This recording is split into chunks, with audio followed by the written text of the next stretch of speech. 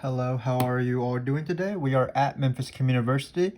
We are continuing our series in an intro to proof-based mathematics. This is actually our second video involving direct proofs. The first one being proofs involving even and odd integers. So please check that out if you have not done so, because we are going to be following a similar format for this video, which is proofs involving integer division. And I believe that one of these proofs will involve even and odd integers. So again, this video follows that video about even and odd integers. But for this video, we'll do a pretty similar thing to the first video. What we're going to do is we're going to have proofs involving integer division. So what we need to do is we need to rigorously define division, and then we're going to use division as much as possible as a way to prove things. So let's get started. So obviously you are probably pretty aware of what division is. So for example, 3 divides 9 or 4 divides 12 or something like that. But let's rigorously define it. So here's my definition. And this is how all math usually starts. It's usually definition, and then you want to prove a theorem, and then you provide the proof. But you need to start off with definitions, and then from natural rigorous definitions, math just sort of sprouts from the ground. But as long as the definitions are well defined and rigorous. So the definition for division is if you have two integers, we say that x divides y. So this is x divides y.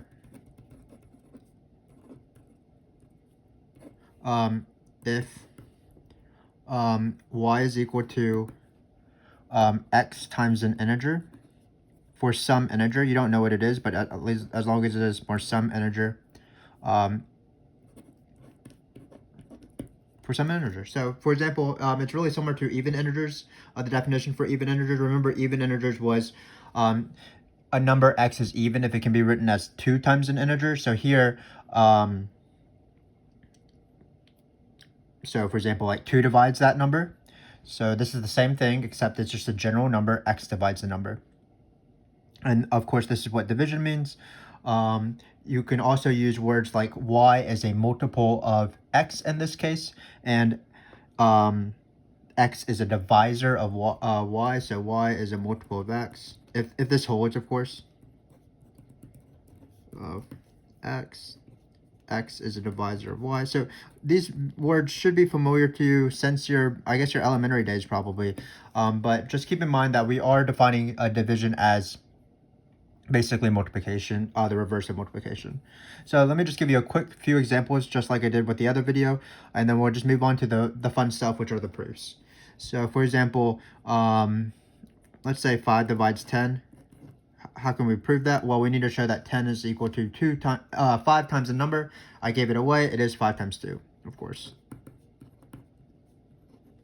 Let's do another one. So for example, let's say 2 divides negative 8. Well, is this true? It is, because negative 8 is equal to 2 times some integer 4. So and note, of course, that 2 is an integer. Sorry, I was about to write natural numbers, but 2 is an integer, and I can't do math. It's negative 4, of course. So negative 4 is an integer as well. You can choose negative numbers. Great. Let me redeem myself by doing another example. So let's say 56 and 8. So 8 divides 56, or 56 is a multiple of 8, or 8 is a common, not a common divisor, but a divisor of 56. Why is this true? Because we can write 58/6 as 8 times an integer. That integer, of course, being 7. So 7 is not integer. So I don't think this, even if we are defining division perhaps rigorously for the first time in your life, hopefully it is not too bad. It is still division, so it is a concept that you are very familiar with. So let's go on to the proofs. It is going to be pretty similar to the first video. We are trying to use this definition as much as possible. So for example, if we assume that x divides y, we are immediately going to write it as y is equal to x times an integer, where we might not know the integer, but we're going to write it of this form.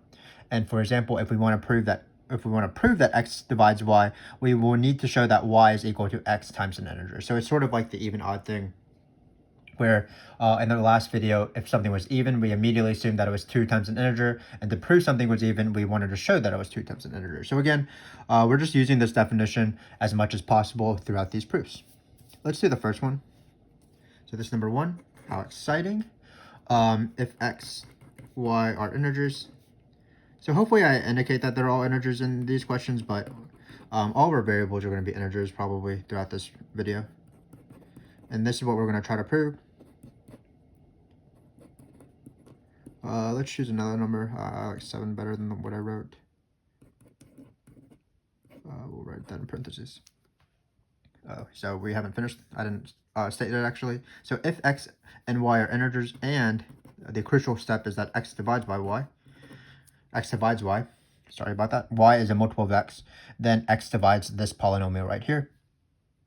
This probably makes sense because x divides y, and there's y in each of these, the parts of this polynomial, but we have to prove it rigorously. So again, this is my if statement, so hopefully you can understand this. If x and y are integers and x divides y, we're trying to prove this. So let's start that. So we write my favorite word in the world, proofs. And we take these conditions. So if x and y are integers and x divides y. So before we even look at what we want to prove, again, we're just going to use the definition of division. So what does x divide y mean? That means that by definition, we can write by definition to be fancy, y is equal to x times an integer where n is an integer. And that is, again, the exact definition of division. So we have y equals xn. So we've used our assumption, basically. There wasn't much to go with. We can't really do anything else with this. Y equals x times n. So basically what we're going to do is we're going to have this guy right here and express it in a similar format, x times something else. It probably won't be n exactly, of course, but it will be something that involves n. So let's do that real quick. So again, I'm going to take this guy right here and just see what happens if I know this assumption that y is equal to xn. So I'm going to substitute in xn for all my y's. So this is just how proofs work. You assume something, that assumption follows a definition, and then you use that definition to prove what you want to prove by some sort of manipulation. So let's do that. Note, we can write the word note. 4y cubed minus 7y squared plus 8y. So again, the only natural thing to do, what the problem is telling us to do, is just substitute in this y is equal to xn. So I'm going to do that. 4 xn cubed minus 7 xn squared plus 8. That's an 8 if you can't tell. I'm using a new pen today because my other pen ran out and I'm not used to it. Not to give excuses, of course. So all I did was replace xn. So first thing I probably want to do is simplify a little bit, sort of simplify these exponents. So I'm going to do that real quick. Remember that if you raise a product to the cube, that means both elements are getting cubed. Similarly, both elements are getting squared there. And again, the goal is to show x divides this thing, so we need to show that it's x times an integer. So what we should do is just factor out an x. So we're going to factor out an x. There's still something left here, so I did this wrong. There should still be an x squared here. We need to factor out an x on this term because it's x cubed, so x times x squared is x cubed. Sorry, I rearranged the order there. Here, we're going to take out an x from this x squared, so it's x times n squared, and then we're going to finally take out an x out of this last term. So here we've done our goal. We have written this polynomial as x times an integer, so I ran out of room, but let's just say, so by definition, so this would go underneath this line, but again, I'm usually pretty messy, because this thing right here, so let's see if I can just squeeze it in. 4n cubed x squared minus 7xn squared plus 8n is an integer. That means we have reached our conclusion. We have shown that this polynomial is equal to x times an integer. And why is this an integer? Well, n is an integer, so n cubed is an integer. X is an integer because that was an assumption. N was an integer because of the definition of divide for x divides y. So all of this is an integer because it's the product and sum of integers. So we have reached our conclusion. So again, it's not too bad. These are pretty baby proofs, I guess, but it's still hopefully shows you the idea of how proofs work. We assume something, we use what it means, what the assumption implies, and then hopefully we use that result to prove what we want, usually using a definition as well. So that's number one. I have a few more questions for you guys because I do like hanging out with you guys. So let's flip to the back. So this is number two. The paper folded, so I'm going to rewrite number two. The proof is the statement is if x, y, z is an integer and x divides y and y divides z, then x divides z. So usually for these sort of proofs, hopefully you can see the entire statement. What you want to do is just think about it a little bit with a specific example. Remember that this specific example doesn't warrant a proof because we want to show it for every single case of x, y, and z that satisfies these conditions. But it's still nice to do to see if this makes sense, and maybe it'll give us a sense of how things work. So for example, my example would probably be, let's say 3 divides 9. And 9 divides 81. Well, does 3 divide 81? It does, because 81 is equal to 3 times 27. So 81 is equal to 3 times an integer. So this is my quick little example. It seems to work. This is sort of the transitive property of dividing. If A if A operation B holds and B operation C holds, that means that A operation C holds. That is the transitive property. But for now, we can go for the proof. So again, we're going to write proof here. And we're going to say if x, y, z. So I like to rewrite the statement assumptions and the givens, especially if you're doing this on if like your problem is in a book. It's nice to recopy it. Obviously, sometimes there's a lot of assumptions and you don't want to rewrite it, which is perfectly fine, but I am going to do this in these small cases. So we have this given, and what we're going to do is, of course, immediately apply the rule for division that we have. So this would mean that y is equal to x times an integer, but we're just going to call it n, and z is equal to, so this divides everything, z is equal to an integer times, keep in mind, y. Because x divides y, so y is equal to x times an integer, and then z equals y times another integer, probably not n, so that's why we use two different variables, but z is equal to y times another integer because y divides z. So we have used our assumption and we have used our definition, so hopefully we were ready for the proof. Basically, we want to show that z is equal to x times an integer. Here we have z is equal to y times an integer. So basically what we're going to probably do is replace this y with this xn. So let's do that. So note z is equal to, we have here ym. We're going to use the fact that xn is equal to y. So we're going to replace that. We're going to rearrange the parentheses because I like it of the form x times an integer. And of course, because m is an integer, because the product of two integers are integers, and we know that n and m are integers by the definition of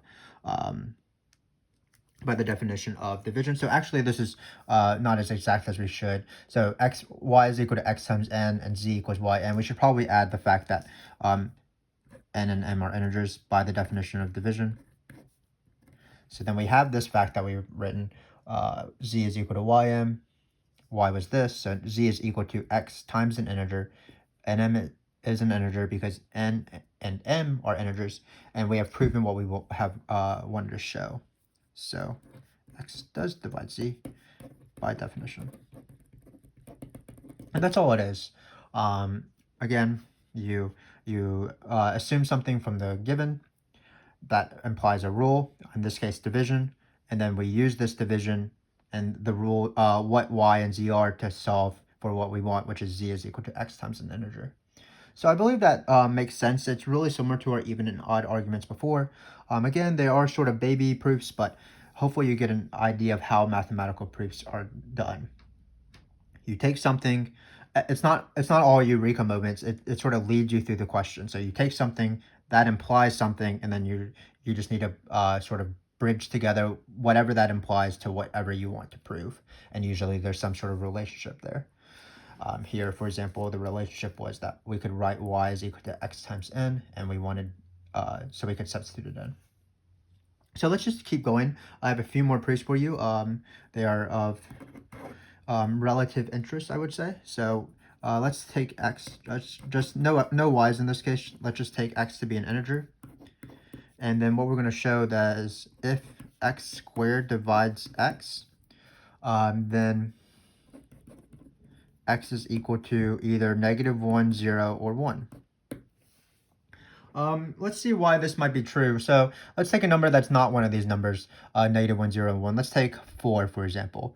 Well, 4 squared is 16, and 16 doesn't divide 4. It's the other way around. 4 divides 16.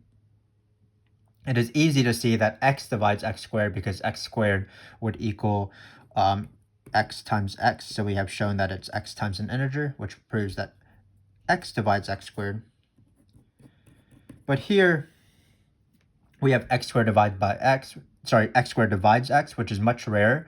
If you want, you can just try to plug in all these numbers and see whether it's true. And I believe it is true. So for example, for -1, well, -1 squared is 1. 1 divides -1.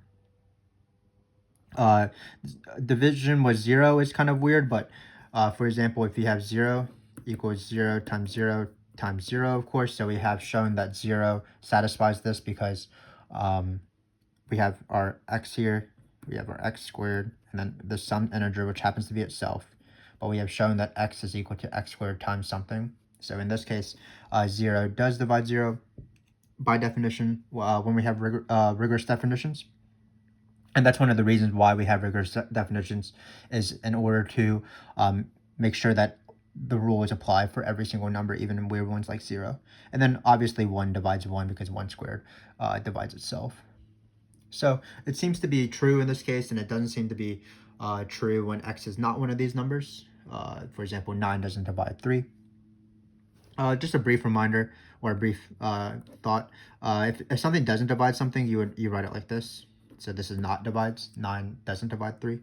But these are small little facts. Let's go for the proof for this one. So we're going to take x in the integers again, where x squared divides x. And again, we're going to immediately apply the definition of division to this question. So x must equal this thing, x squared times n, where n is an integer. So in this case, we're not proving another division thing. So basically, the thing to do probably is just try to solve for this x's and see what you can get. And then hopefully we'll just prove directly. These have been all direct proofs in the last video as well. We're going to show directly that x has to be -1 and 0 or 1. So let's do that. Well, even in algebra 2 or algebra 1, whenever you have a quadratic, what you want to do is you want to factor it as much as possible. And the only way to factor something is if you express it as 0 equals the quadratic. So what I'm going to do first is I'm going to take out this x. So I'm just factoring it, even if I don't know what n is. And then I'm taking this up to the other side. So now I'm ready to factor. I'm going to take out an x, of course. So let's be careful. This should be minus. We're doing x minus x. So when we factor this out, it looks like you're going to get xn minus 1. So that implies that either x is equal to 0. So this equation this equation holds because of the definition of division. X squared divides x, so x is equal to x squared times n. And then we manipulated this equation. So this equation only holds when x equals 0, which is great because that's one of the candidates. And also if x minus 1 is equal to 0. So thus, if this were to hold, if this equation were to hold, and it does because x squared divides x, it must be that x equals 0 or xn minus 1 is equal to 0. Well,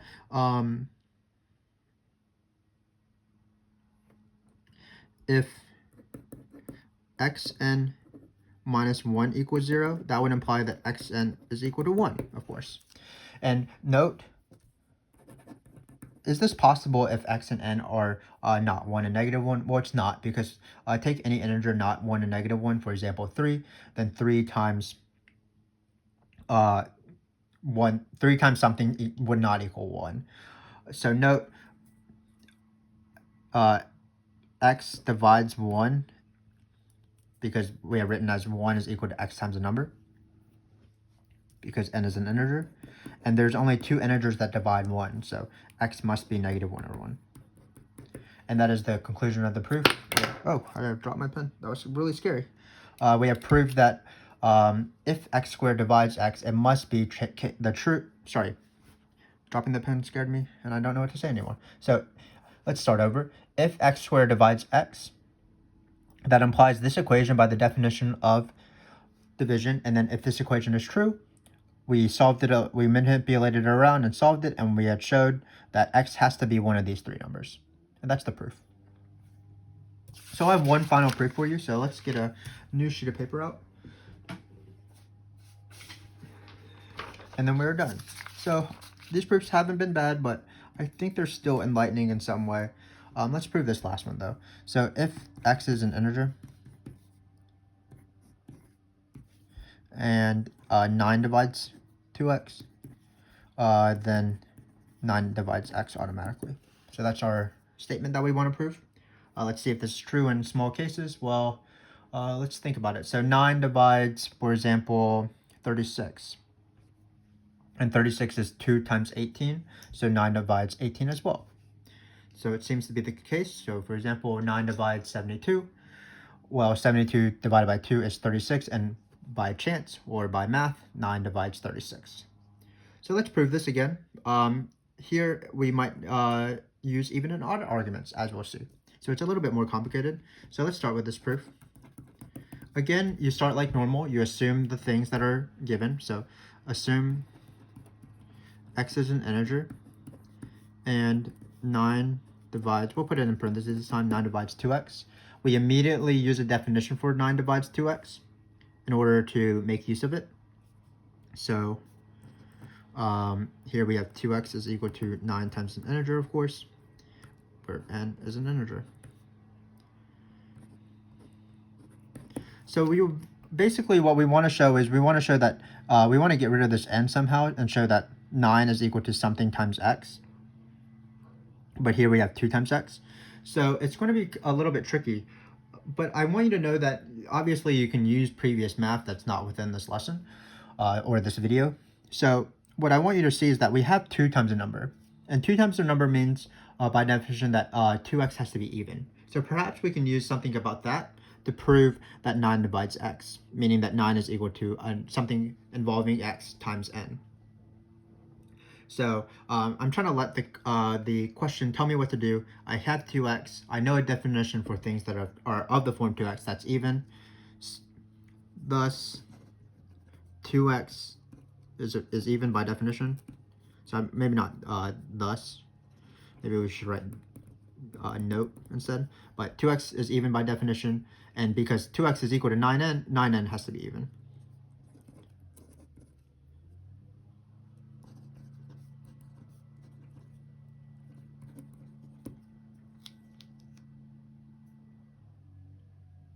Great. So it would be great if I could somehow say that n must be even.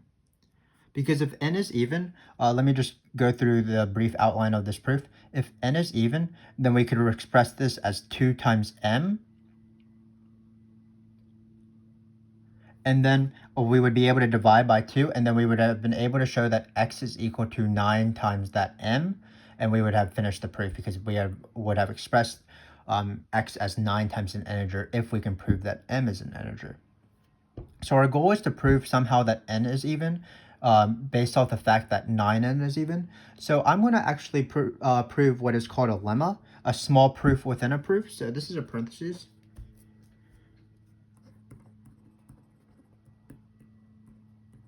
So my statement is I want to prove the fact that 9n being even implies that n is even. So what I'm going to say is if n is odd, then 9n has to be odd.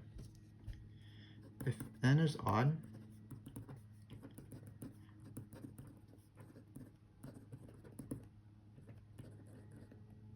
has to, not the animal be.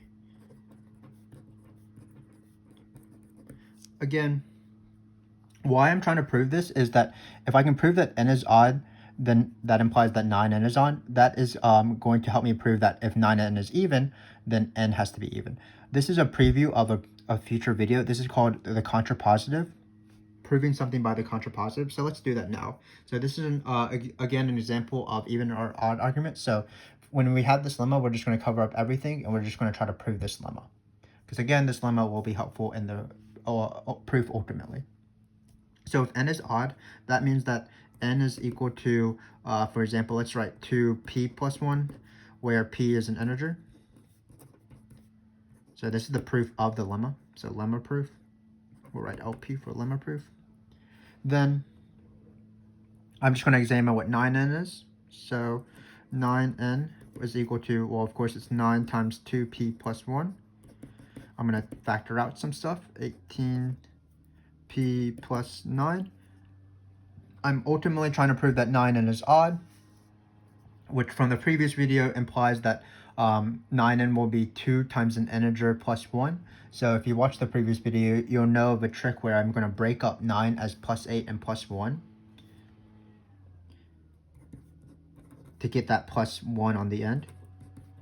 So plus 8, sorry, plus 1. And then I'm going to factor out a 2 from the first two elements. So notice I have the form I want. I have 2 times an integer plus 1, where 9p is an integer because p is an integer by the definition of odd, how we came up with p, and p times 9 is an integer, plus 4 is also an integer. So 9 is odd. So this is the proof of the lemma and the lemma itself. So let's go back up to the top. Why did we do all this? Well, we wanted to show that if 9n is even, and 9n is even because it's equal to 2x, and 2x is even by definition. We wanted to show that 9n being even implies that n is even. Well, this is the argument. If 9n is even, could n be odd? Well, it can't be odd because I just proved that if n is odd, 9n would be odd. So that would break my assumption that 9n is even. And that's basically how you prove by contrapositive.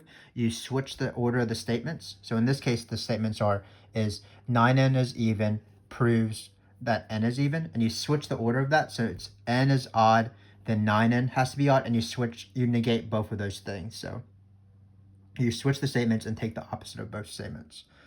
But again, we will have a video in the future that stresses proof by contrapositive, but I wanted to provide you with a quick preview of that. But let's go on to the rest of the proof. So again, thus 2x is even by definition, so 9n has to be odd. So we're going to say by the lemma that we just proved, spelled lemma wrong, 9n being even implies that n is even.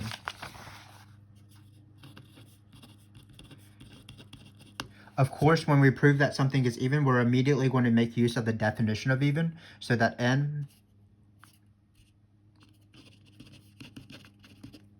is equal to 2 times another integer. We're going to call it m. And let's see if we're able to prove what we want. So we're going to go back to this equation. 2x is equal to 9n. Finally, 2x is equal to 9n. We have a formula for n, so we might as well substitute n. So we're going to we'll write so, I guess, by substitution.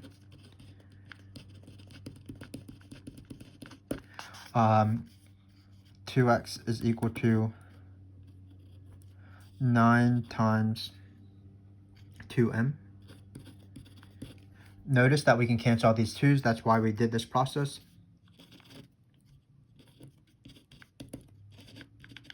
And we have proven what we have wanted to prove from the very beginning, that 9 divides x. Hopefully I never said x divides 9 in this case, in this question, but I don't think I did. But if I did, I apologize. We have shown that x is equal to 9 times n. So by definition,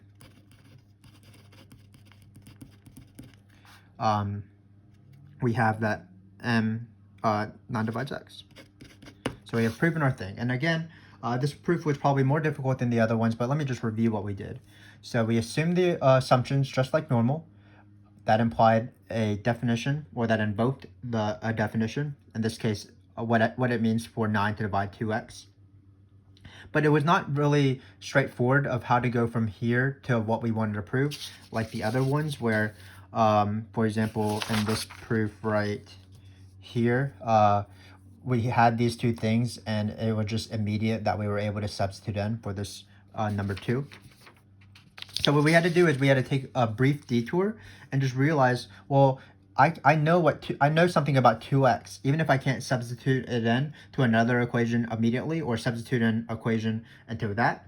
What I know is that 2x is even by definition, so let me try to use that. Well, 9n has to be even. What does that tell me?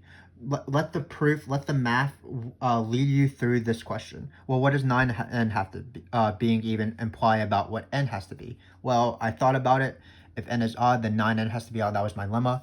So I was able to prove that 9n had being even implied that n is even. And n is even is great because I can express it as 2 times m. So I can replace this n with 2 times m. I would be able to cancel out 2's as I did at the bottom. And then it ultimately led to the final conclusion that I wanted to reach, which was x is equal to 9 times m. So hopefully that made sense. That last proof was pretty tricky. I just showed you some free response questions of area and volume, but that has nothing to do with this. So I hope that you enjoyed this video. We are going to have similar ones, I think, in the future. So I think my next video will be proofs involving congruence of integers, which is pretty similar to integer division. So please be on the lookout for that. Thanks for joining me today. I did have a lot of fun. These proofs are, again, fairly basic, but I am getting better at sort of understanding how proofs work, working through these questions along with you. And I cannot think of anything better to do than work alongside with you. You are a joy to work with. So thank you for watching. Continue watching. We would appreciate that. And I will see you in the next video. Bye-bye.